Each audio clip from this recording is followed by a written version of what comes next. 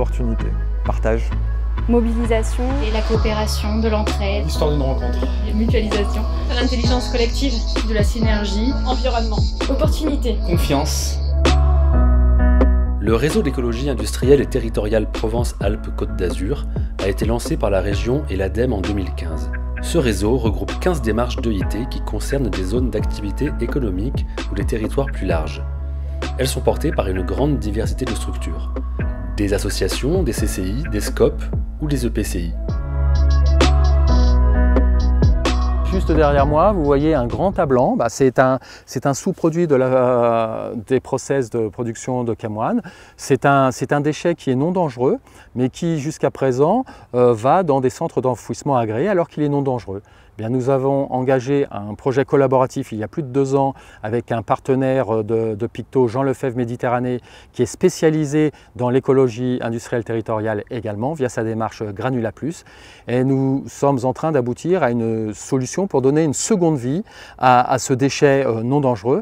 Et il devrait être appliqué prochainement dans des applications de sous-couches routières revêtues. L'EIT, c'est aussi le partage de beaucoup de choses. On essaye de partager des services. Lorsque l'un des industriels a un problème, eh bien on s'appelle. Quelque part, c'est de l'EIT indirect, hein. C'est aussi de l'assistance, du soutien, chose qui ne se réalisait pas avant la création de l'association. Sur certains sujets, on peut avoir des synergies qui sont bien plus larges, bien plus vastes à l'échelle d'un territoire et qui vont faire intervenir des connexions entre acteurs qui très souvent ne se connectent pas pour le coup, entre acteurs industriels, entre monde urbain parfois avec des logiques de valorisation d'énergie, mais également avec le monde agricole pour des valorisations de produits connexes de l'agriculture et inversement peut-être des coproduits industriels qui peuvent servir dans le domaine de l'agriculture.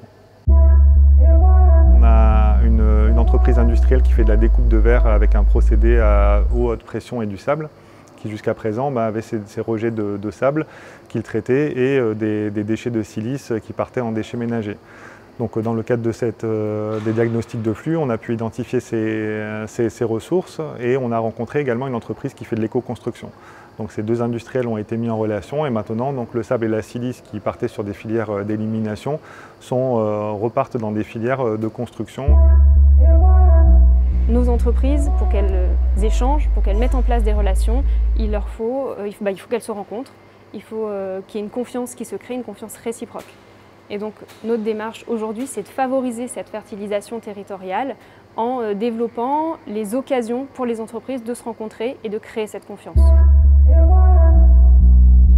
Ce qui nous semble important dans notre démarche Territoire en Vie, c'est d'arriver à relier toute une diversité de petits acteurs du territoire. Donc, ils ont souvent des petites initiatives innovantes qui sont très concrètes, mais qui ont besoin de changer d'échelle pour être plus visibles, avoir plus d'ampleur vis-à-vis du marché.